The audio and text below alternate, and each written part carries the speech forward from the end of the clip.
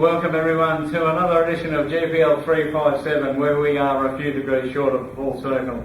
It's been a big first week of the Premiership where some massive statements made by teams and some massive statements made by draftees.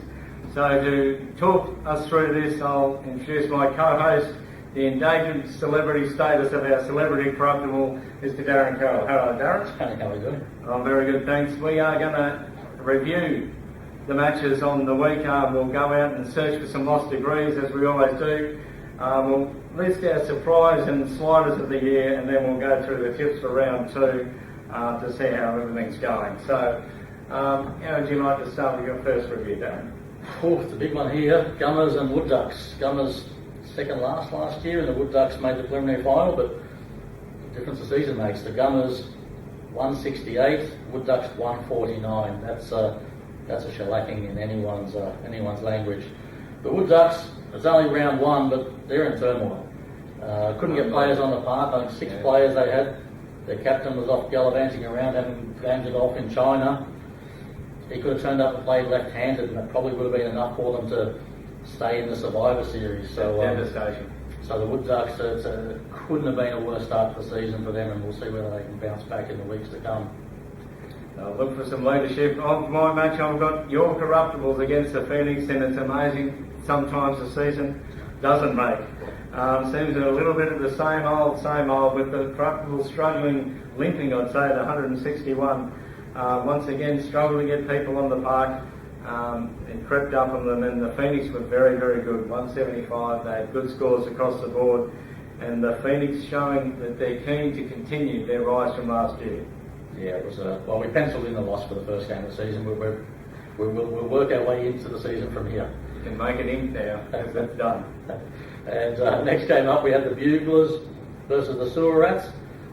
Sewer Rats went into the season full of hope with their gun drafting, but again, just didn't have fallen on the day, and the Buglers gave them a nice old trouncing, 174 to 150.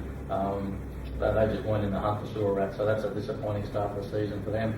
Who's up next? I've got Wally World, the perennial great team, against the All Night Chemists, one of the up-and-comers, and this is the match of the round, really. The Chemists were fantastic, great scoring to get 178. The Blue Marker event is fantastic, but in a medal round off the bat, Wally World flexed their muscles. The Bogglers bounce might be happening immediately, because they've ended up with 188 with some outstanding scoring right across their team. A real statement made by Wally World that they are ready to go this year. Yeah, I think when they walked out of the clubhouse in the early afternoon, they had the top 3 scores from the morning, so they always felt comfortable they were going to get across the line. The Chemists were a bit shell-shocked, but I think they'll bounce back. They are very good. Very good. And so, as we always do each week, we go out into the field of battle to search for these lost degrees, and it is amazing what you find out.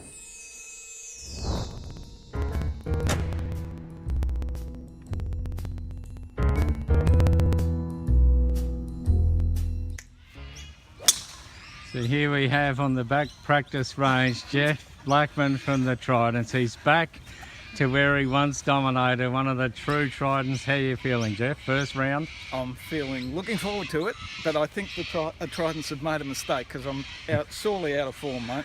I don't know about that. The captain's excited to have you back. He's always excited. He is very excited. All the best, mate. Captain, defending Premiership Captain Kerry Giorgio. How's it looking, mate? The start of the defence? We're going all right. Bruce has left off exactly where he left off last year. He's performing very well. I see you walking around with the curse today, the Scrapper McLeod going over there. Scrapper's up to his old wood, he's scrapping around. I could just imagine. Well, all the best, mate. I never thought I'd say it, but the back nine Mafia up and about. Okay, thanks. Good on you, mate. And it's no surprise out of the back fairway, we've seen Jeff Blackman making his return, and here's Darren Carroll of the Corruptibles. Coming off Wooden Spoon season, mate, how's it looking? Ben Hogan always said the answer's in the dirt. I haven't found the answer yet, so we'll see how we go today. Yeah, well, you're moving a bit, which is good to see. All the best. Surely this year will be a re-emergence. Hopefully. We've only got, I think, 8 players on the park today, so we might be a little bit of an uphill battle to get over the line today, but I think the season will be a bit of a re-emergence for us. No doubt with your 38 points today, that'll help the cause. Let's hope so. Okay, all the best, guys. Thanks, Dave. Connie Boglis back for Wally-World, one of the originals. How are you travelling, Connie? Look, it's great to be back, Tony. The boys have made me feel so welcomed and I'm wrapped, mate. The golf isn't too good, but at least we're back and into it. I was going to say, you've been brought in to get rid of the curse of Scott McLeod. Do you think it can lead Wally-World to where they need to go? I think I'm the only hope to get rid of this scrapper curse. I think, well, let's hope. I hope it comes to fruition there and we get rid of it. I'm a bit worried about this lie, big fella, so all the best with it. Play well. Thank you. Here we have, just in the afternoon, playing his debut game for F Troop, Peter Blair. Big day yesterday, the launch. How'd it go? Very quiet. Very quiet. I would doubt that Man, very enough much. and drink. I would doubt that very much, but I hear you've been magnificent out here. Second hole of the day, and you've had an ace. Yeah, first one at Latrobe, second one overall. What a way to start the F Troop career. An ace, Mickey Lane, who did close the bar last night, I heard. Yeah, 7 o'clock we heard.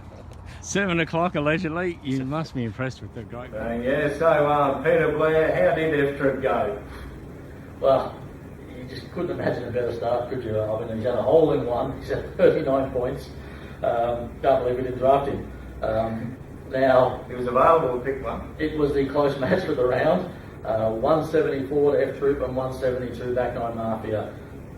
Two teams that actually finished around about level with each other, I think, in the bottom half of the 8 last year, and throwing up scores in those early 170s for most of the season. So back nine Mafia's obviously golden final series was the difference between them at the end, but these two teams just tend to put on these close games. But guy has a hole in one, he wins by 2 points. We know where to look for the 3 votes, don't we? It's an outstanding thing. I had the Ferrets against the Tunners, 2 old-fashioned blockbusters, these ones. They've been going at each other for 9 years and it didn't stop there. Another close match. The Tunners were fantastic out there. Gordon Laurie showed the reason why he was drafted. It was very good for the Tunners, but it wasn't enough as the Ferrets. Their 2 number 3 draft picks from the last 2 years, Matt Kenny and Matt Magaton, helped lead the way for the Ferrets to get up 172 to 168, a 4-point win and a really good start. Very much so. And speaking of good starts, the Tridents belted out another 181. So again, on the medal day, that's a terrific score. Jeff Blackman leading the way with just breaking his handicap first up after a year out. And the Wolfpack just disappointing with 156. I think the Wolfpack, from their 11 players, I think they'd won 3 or 4 comps in the couple of weeks leading up to the first round. So they were primed and just didn't deliver on the day. So that's a good percentage boost for the Tridents first up. Surprised the Wolfpack, they're on paper are magnificent, but they just seem to struggle to find how to overcome the anxiety of playing. I think maybe they need to find a way to gel and play well on Saturday. And the final match from the first round, the Vultures and the Wanderers, 2 teams that are looking for their first trophy over the 10 years. They both tasted what the grand final was like. And the Wanderers, as they did last year, got off to a good start, good solid scoring once again across their main players with 170, good solid hit out. And the Vultures, whilst were good, were not good enough. Unfortunately, a couple didn't quite get here, and it told in the end. 160, a 10-point loss. The Wanderers off to a really good start this season. Talking of that, what would you say? What's going to be your surprise of the season? Well, it didn't really reflect in round 1, but with the score that they put up. But I almost had the Stool Rats slated for a top 4 finish this year with their drafting and the lineup that they have. You know, last year they were just up against it so often with only having 5 or 6 players on the field on the day. If they can get close to 10 or 11 most weeks, I really think they have the firepower in there to finish high up on the ladder. Yeah, I wouldn't be surprised. And I must admit, I think my surprise will be the All-Night Chemists. They've drafted young, which it did show on the weekend, but a couple of the youngsters didn't show up. The Friday night curse might be something which they have to battle. But I like the look of the Chemists. I think they're going to go well this year, and I wouldn't be surprised to see them high on the table and well into the finals, playing deep into July. And my slider of the year, I'm struggling to see the back nine Mafia going to the heights that they did last year. I'm not necessarily saying that they'll miss the 8, but they were certainly the surprise of last year, and I think they might channel a little bit the way Leicester have gone, and the hangover, the excitement of what they achieved last year might be a little bit overwhelming for them, and I'd be just surprised to see them back it up. Yeah, no, that's certainly the bookie's favourite, isn't it? But I'm going a little bit out of left field. I'm worried about the Buglers. They won a lot of games last year on the back of their draft pick, Mark Carafa, who in his first season was all Latrobian. If he happens to get Nearly, he missed by. Nearly all Latrobian. Two, sorry, mate. Don't write him. If he happens to have the second year blues, the Buglers may struggle to feature in July. Yeah, I must admit, he works in cement, strong as an ox, and he was the concrete that they jumped on many times last season. They can't afford to just rely on the brilliance of one or two players this season, the Buglers, otherwise they will be found wanting. Yeah, I think they relied on individual brilliance last year, and they will need more of a team effort this year to get them up to where they normally sit on the ladder. So now we'll work into the tips for round 2, which is coming this week. And so we've got the Ferrets versus the Vultures. I expect the Ferrets to continue on their form from the end of last year, and in the first round I think the Ferrets will be a little bit too good for the Vultures. The Vultures are going to have to show a little bit for me to get them into the win box early in the season, so the Ferrets will mine. Yeah, I think the Ferrets are too strong in that one. I've got the Tridents and Sewer Rats, which is a massive game. Sewer Rats, who I just tipped to finish in the top 4, pounded by the Buglers last week, so can't really afford to go 0-2. But the Tridents looking splendid out there in the first round in their very wood duck-like looking uniform. Going to be hard to get past, but I think the Sewer Rats have the cattle to get past them in an upset. Yeah, well, as much as I expect the Sewer Rats to bounce back from their first round annihilation, it's the worst team possible, I think, to come up against. The Tridents, perennially very consistent side, and they do look very much like the Wood Ducks, and I expect them to continue their form, and I think they might be just a bit too strong for the Sewer Rats. The next up, Backdoor Mark against the Tunners. Both teams narrow losses in the first round, so they'll both be keen for a win. The Backdoor Mark I expect to be good, but I think the emotion of one of the Tunners, Greg Lewis's passing, I think the emotion of this might be enough to drive the Tunners to what will be an emotional win in the second round. Yeah, I like the Tunners in this one as well, and for the defending premiers to go 0-2 again, it's going to be it's going to take a little bit of bouncing back for them. But I think the Tunners, you're right, I think the Tunners are a close one for me. All right, I've got Wood Ducks and Phoenix. So Phoenix after a strong win in round 1, and Wood Ducks after their worst performance in many a year. Captain's back in the country. He's determined. He's taking a lot of flack this week. I expect him to come out and break his handicap, and he'll need to. If ever they need a captain's knock, it'll be this week. And the Wood Ducks look good on paper, but only having 6 players out on the field isn't enough. You need the whole 11. So if they all turn up, I expect them to get over the Phoenix. Maybe in matches closer than you think. Yeah, this is a great match actually. Phoenix always underrated.